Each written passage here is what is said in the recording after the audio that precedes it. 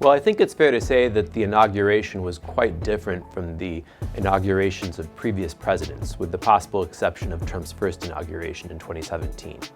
You know, usually presidential inaugurations are celebratory events. Presidents celebrate the American experiment. They emphasize that we're all in this together. They try to bring the country together.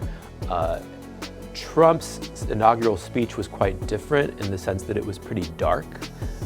It cast the current state of affairs in America as a negative state. It really focused on him, the man, and how, in his view, he is uniquely positioned to save America from our current travails. And, you know, regardless of what you think about that approach, I think it's fair to say that it's different from the typical presidential inaugural address.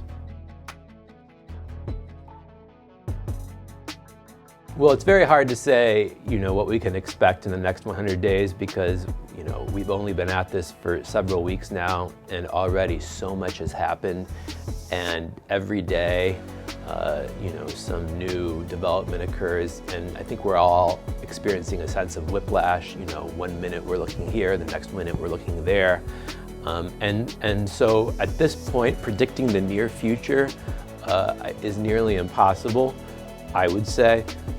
I expect that we're going to continue to see these kinds of fast-moving events because this is President Trump's way of commanding the attention of the media and the attention of the American people. And that's what he wants. That's always been a part of his strategy as both a celebrity and as a politician and as a president. And I expect that he'll keep using that strategy.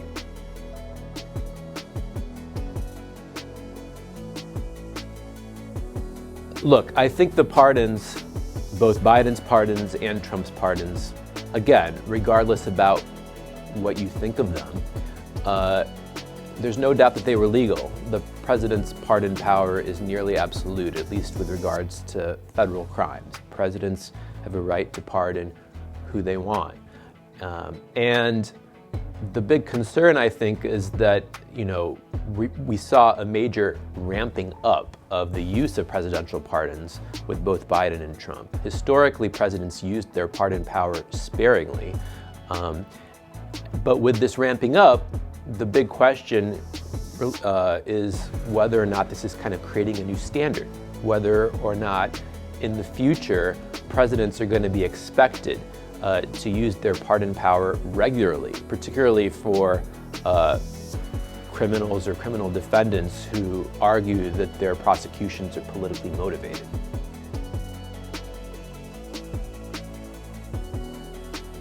Well, I think we're already seeing how it's going to be different. You know, he comes into the office this time much more well prepared. You know, he understands what the office is about. He understands what the landscape of American government is much more than he did when he came in 2017. And I think he has probably a clearer vision of what he wants to do.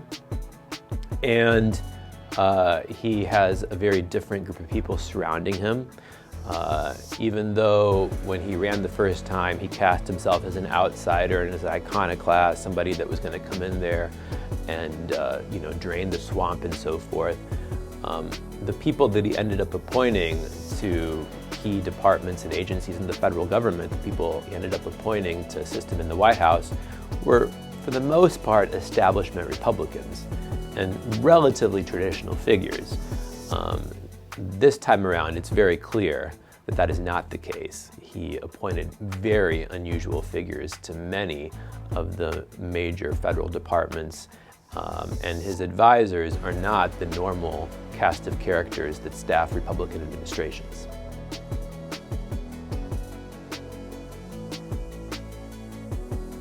It's what I was expecting, and I think that's exactly how the president and his advisors want it, right? They want our heads spinning, right? They want us not being able to tell what from what. And I think maybe more specifically, they want us to focus on the trees and miss the forest. In other words, there's all of these things that are happening on a daily basis, which make it very difficult for those of us who follow this stuff to keep our eye on the big picture. right? But the big picture it really is big, you know. I think it's not an understatement to say that President Trump's goal, whether he would articulate it in this way or not, is to transform our constitutional order. And what I mean by that is not that he intends to transform the Constitution itself, right? The US Constitution is very difficult to change. The president has no role in that. But I do think that President Trump is seeking to transform our perception of the way the Constitution is supposed to work, the way our government is supposed to work. He's seeking to change our standards for what qualifies as democratic government, legitimate government in this country, and it remains to be seen how successful he's going to be at that.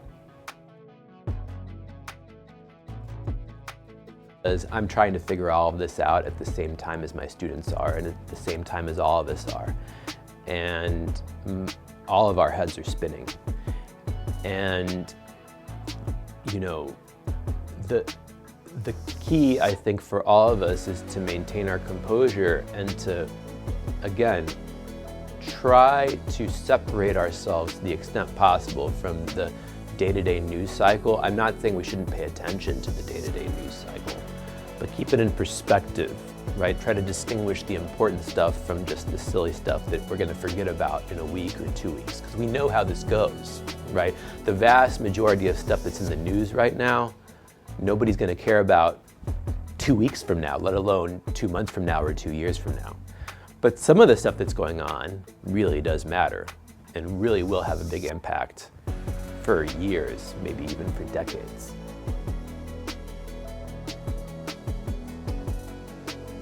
I encourage all Americans to keep their eyes on the big picture, right?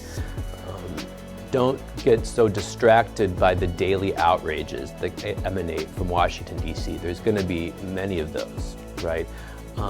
But these efforts to change the way money is spent in D.C., to concentrate more power in the executive branch, to sideline Congress, right? Those are really structural issues, right? And once we kind of have a new precedent in place, and once we have new standards in place with regards to those things, it's going to be very difficult to go back.